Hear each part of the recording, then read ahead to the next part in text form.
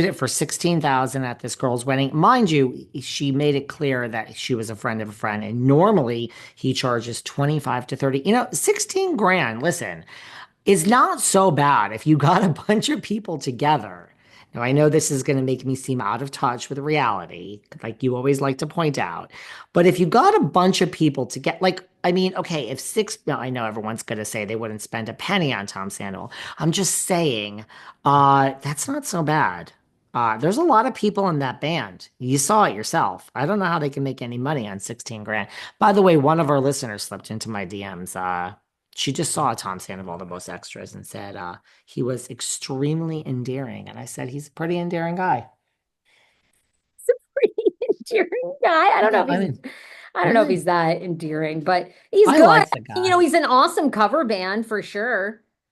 He's, But listen, he's a lot more no, I would not endearing. spend 16,000. You can get a heck of a wedding band for 16,000. Like, I mean, he's not going to get up there and play all the old hits. Like, because the thing with a wedding, a great band, a great DJ, they've got to broach generations. They got You to want hit to the hear I Will parents. Survive. They got to hit, yeah, they got to hit the parents. They got to hit the young people. They've got to, they got to get like, you know, Cupid shuffle a little bit. You got to like, A Little Espresso by that Sabrina Cop into, right, right. Like you okay. got to bridge the gap and you got to have this, then you got to get into the slow songs with the bride and groom dances and the mother and groom.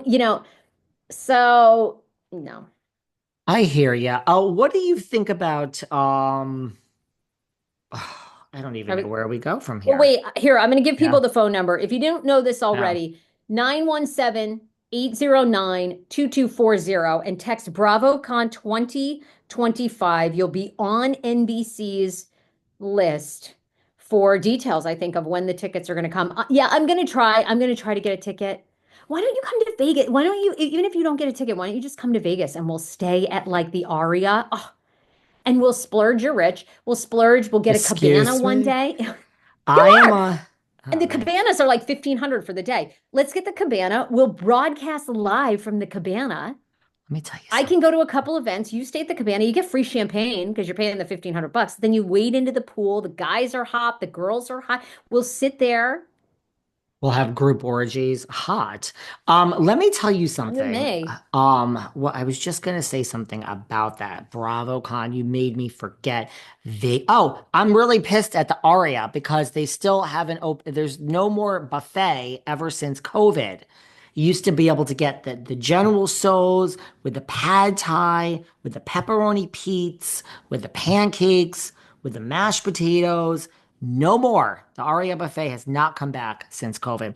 Let me tell you this. Oh, This is that's stupid. relatively new too. We haven't talked about it. Below Deck star Gary King and Bravo are sued for sexual assault, harassment, and retaliation, accused of fostering a hostile work environment as Brandy Glanville reacts. Okay, this is something we didn't talk about. Over a year after, I remember when this happened on Below Deck Sailing Out, everybody. Over a year after hair and makeup artist Samantha Suarez sued Gary of sexually assaulting her while drunk in a hotel room in Italy amid production. I mean, you guys remember when this happened on the fourth season of Below Deck Sailing Yacht? She and camera operator Gray Duddleson have filed a lawsuit with the Superior Court of California accusing the defendants of 16 claims, including sexual battery, assault, harassment, retaliation, wrongful termination, and emotional distress. Blah, blah, blah. Gary allegedly held Samantha hostage in his hotel room. Right, it's like false imprisonment. Physically Mm. restraining her from leaving until a phone call. A year later, Gary is once again reporting inappropriate behavior. Okay, get to the part about suing Bravo. Still after it was Samantha and Gray who were right. So she was fired with a camera guy. I mean, Gary's like a bigger part of the show. That's my point that I make all the time. But does Bravo really care? It was Samantha. They were fired and put on a do not hire list, which resulted in the end of their production careers. Okay, these are two production people. In fact, NBC Universal and 51 Minds accused Samantha of tainting the investigation, and they encouraged her to stay silent about the account. Oh, this is a real lawsuit. And although she was offered mental health support, it was only Samantha and Gary are now seeking compensatory punitive damages. Gary continued to work. He continued to work for Bravo. Oh, following the event. Following the news, which broke last week, Miss Glanville has reacted. Bravo treats their male talent differently, Brandy Glanville has claimed. They knew about these allegations long ago and they still hired him back, as well as knowing about James Kennedy and still employing him. There you go. So Bravo is sued again. Gosh, I'm really I don't know. How do you keep up with all the lawsuits? Do we have any updates on the Brandy Glanville, Carolyn Manzo? Any news? I don't know. nothing. I I got don't know that we'll nothing. get much because, Nene settled with them, but it was very quiet. Hush, Very, very hush. quiet. And apparently Vicky sued. That's what Brandy said on my podcast that Vicky sued them. I think Brandy said here Vicky sued them for age discrimination when she was kicked out of the OC. And they made her sign, they gave her some money, according to Brandy, hush, hush, hush. And that's why she was able to go back because it was all hush, hush, hush. If you're able to do it quietly, apparently, Fascinating. you're able to come back. But who knows if that's true? But that's what Miss Glanville claimed on Behind the Velvet Rope. What do you make of blogs picking up that Kyle Richards says that she's hoping Mo will come back to her after he sows his wild oats, and that the Moster didn't really fight for their marriage.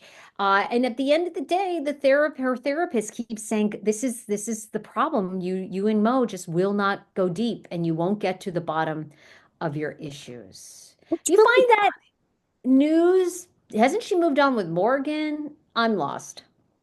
well, I think Miss Richards wants her cake and eat it too. She has moved on with Miss Richards. Hmm. She is madly in love with the Morgster. That's what we And hear. that's what we hear in the That's the word on the Morg. street out here in LA. Yeah, I was going to say, you and I know we We never know reveal our people. sources, but yeah.